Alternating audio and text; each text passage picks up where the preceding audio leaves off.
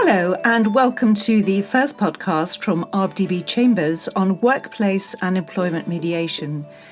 In this episode, we speak about the potential upsurge in workplace and employment issues, what kind of matters are arising, at what stage mediation can be used, and how online mediation can offer a simple and effective approach to support clients in times of crisis.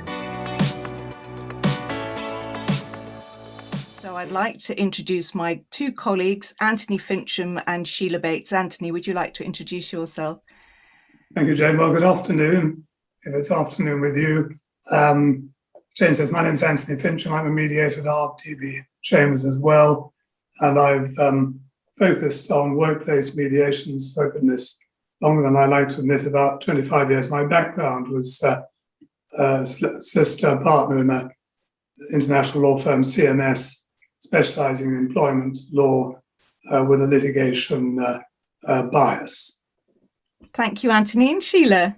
Hello, everybody. Lovely to be here. So my name's Sheila Bates. My background is in human resources in international organisations, mainly service-oriented, financial sector, telecoms, that sort of thing.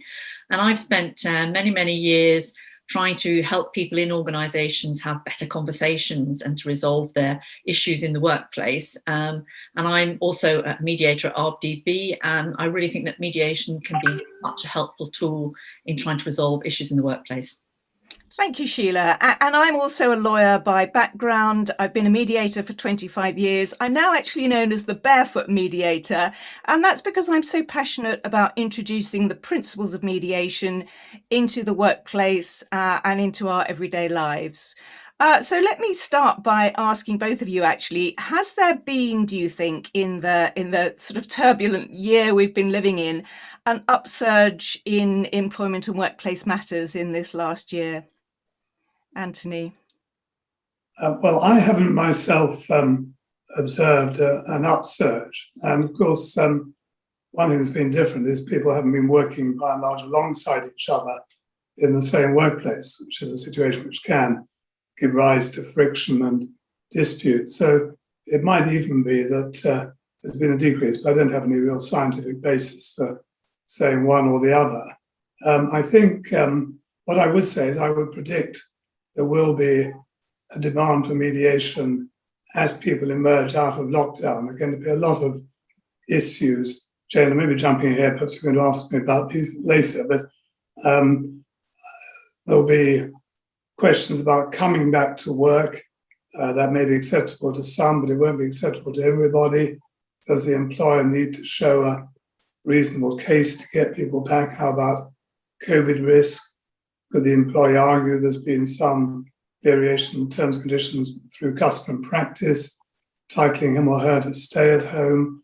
If we're going to have a mixed approach, which days should particular employees come? There are lots. And then, of course, there may be redundancies. Almost inevitably, I think there will be reorganization of some workplaces. So I would predict that there will be perhaps a significant increase in workplace mediations over the coming months. Yeah, thank you, Anthony. What are your thoughts, Sheila?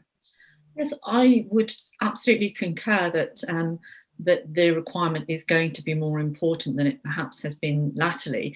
I think that through the course of the last year, I've probably noticed lots of rumblings. I've done a number of online mediations, and in some respects, having people at home has made that easier for them.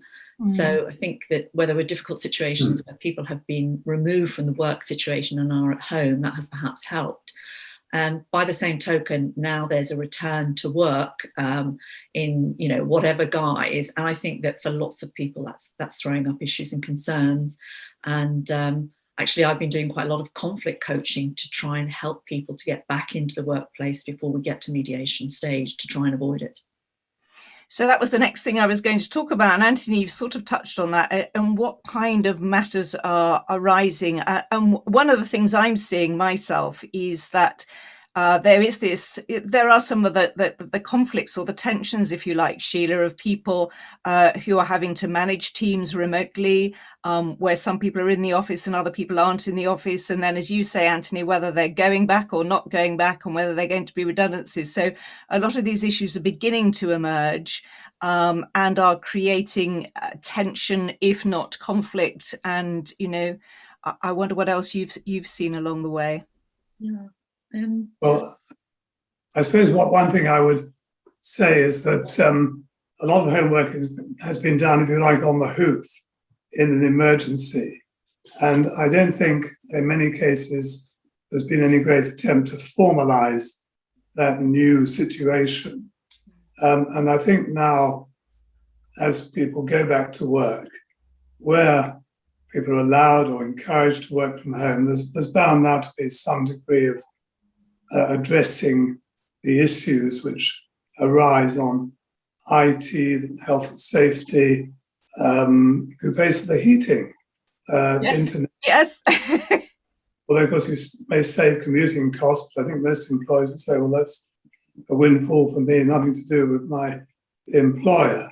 And then confidentiality, an issue that's concerned me. But if you take, for example, from Jane and my background expertise, if you take 3 lawyers sharing an average size flat, working on corporate matters which may be price sensitive, I think that raises real issues over confidentiality and whether it's acceptable for them to be working in the same place. But hitherto, people haven't, I think by and large, really got to the bottom of some of these issues because we've just muddled along in emergency. And I think now we're going to have to address them.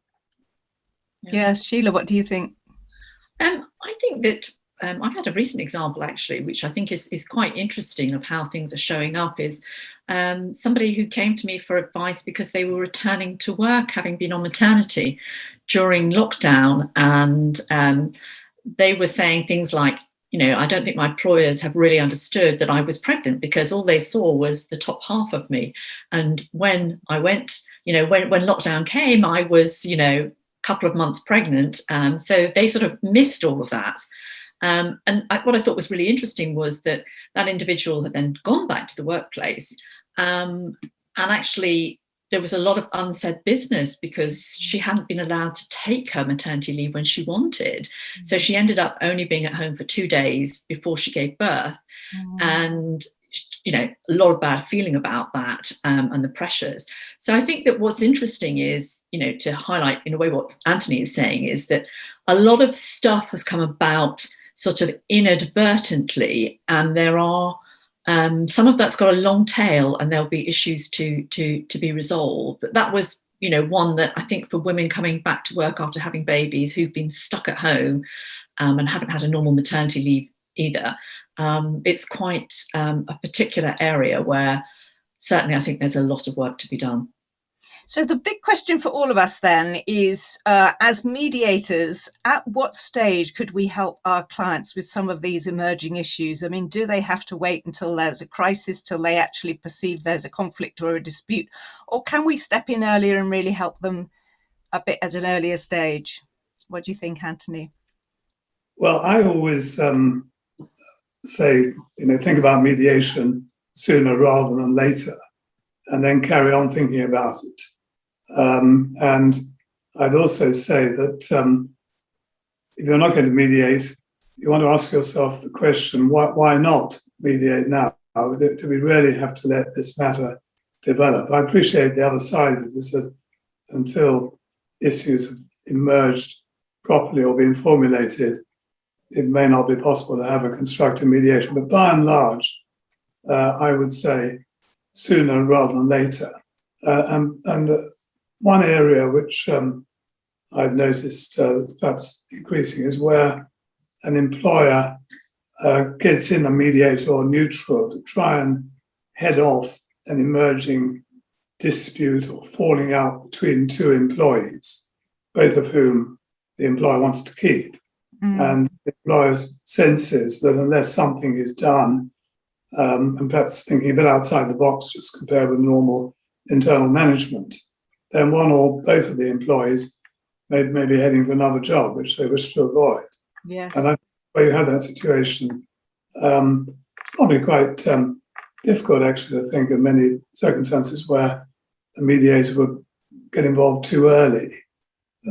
Subject at least to the employees recognising they need a little bit of help, and that mediation might be a good process for them, but that's slightly a separate question. Sheila, what about you? I think that in many respects, mediation can be used really at any stage. The earlier you intervene, the more helpful. Ultimately, I think mediation is really about helping people to have better conversations. And very often, certainly in the workplace where you're looking to enhance and restore relationships, it's actually a process. It's not really a one-off event. So the sooner that you can get in and start engaging and talking and giving people an alternative, so that they can feel that they can be heard, because that's something that the mediator, the neutral, can do. And that's, very often people need to feel that they've been heard. So I think as soon as there's a whiff, it would be quite reasonable to think, my gosh, what everything's been through in the last year, how do we provide support to our staff to try and retain them, to try and, iron out any issues, and really be proactive in it, I would say. Almost coaching in conflict.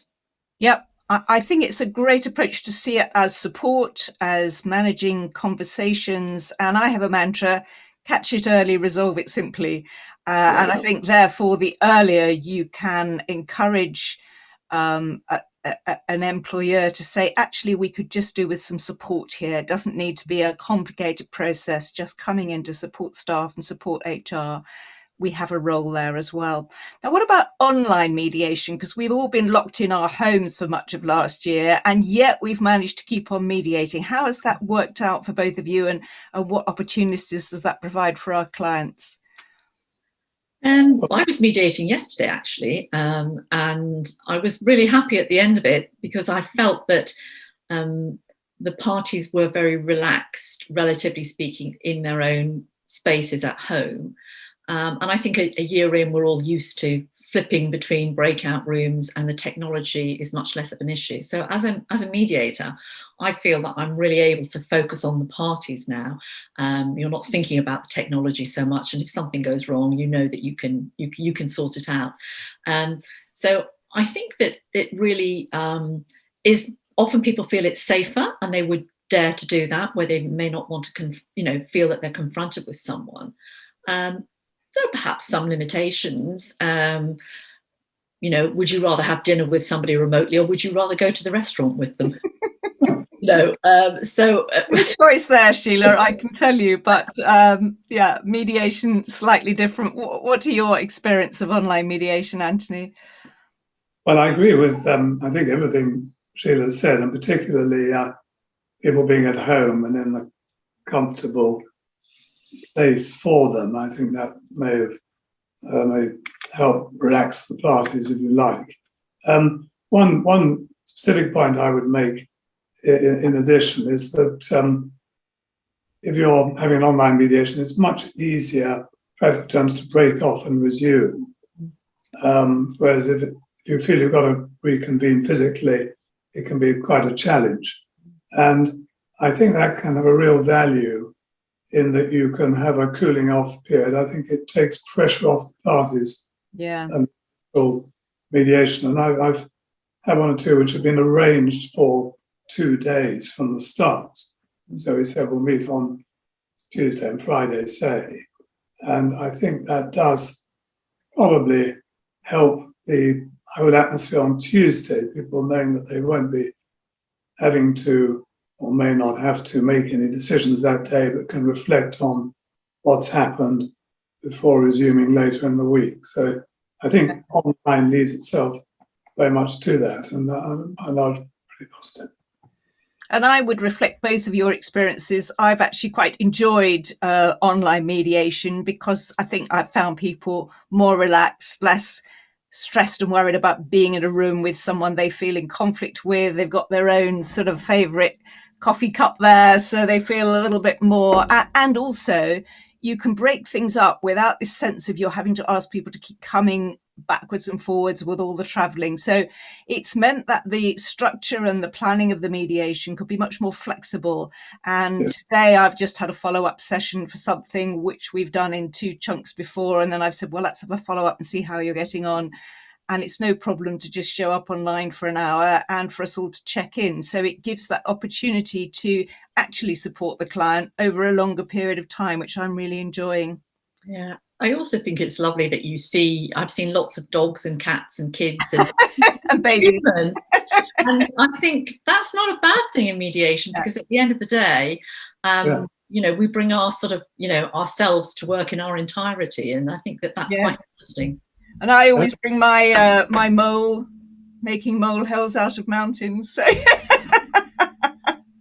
you haven't between the dogs that you've had to resolve, Sheila. You haven't had any situations where the dogs have fallen out? No. No, thankfully not. Thankfully not. I had a very precocious, beautiful little blonde-haired child yesterday who really, really thought that it was time for her dad to get off the computer and get her tea.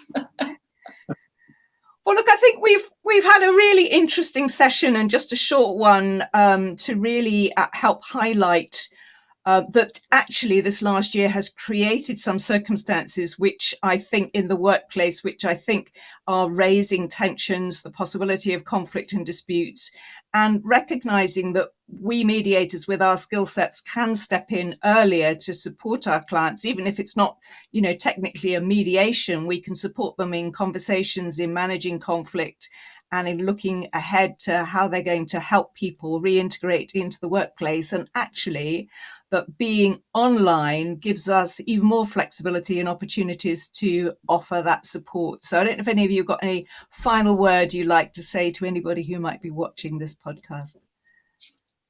Well, give it a go. I mean, I think I didn't say this at the start, but I think mediation is a really good way of resolving disputes in the workplace. I think it can be used in all kinds of circumstances with the flexibility Jane mentioned. So that's what I would say. Don't forget mediation.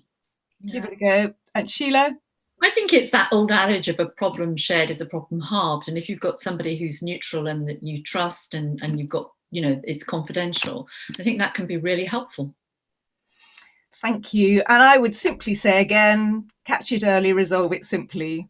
So thank you for watching this podcast. We are Anthony Fincham, Sheila Bates and Jane Gunn from ArbDB Chambers, and we'll put the contact details in the show notes. Thank you. Thank you. Bye-bye. Thank you for joining us on this podcast. If you enjoyed this episode, please share it with your friends and colleagues. And if you would like to contact Anthony, Sheila or Jane, you can do so through ArbDB Chambers at www.arbdb.com. And also please see the link in the show notes.